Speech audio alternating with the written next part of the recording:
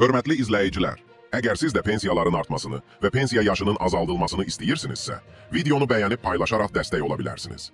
Prezident İlham Əliyevin əmək pensiyalarının indeksləşdirilməsi haqqındakı tarixi sərəncamı ölkədə sosial müdafiə tədbirlərinin gücləndirilməsi, pensiyaçıların rifahının yaxşılaşdırılması istiqamətində növbəti addımıdır. Sərəncamla bağlı görüləcək işlərə dair keçirilən mətbuat konfransında Əmək və Əhalinin Sosial Müdafiəsi Nazirliyinin tabeliyindəki Dövlət Sosial Müdafiə Fondunun sədri Himalay Məmşov bildirib ki, orta aylıq nominal əmək haqqının illik yardım tempinə uyğun şəkildə pensiyalar indeksləşdirilərək 11,4% artırılır. Fond sədri vurğulayıb ki, Prezident İlham Əliyevin uğurlu sosial siyasəti vətəndaş rifahının təminatı istiqamətində ardıcıl addımların atılmasını təmin edir.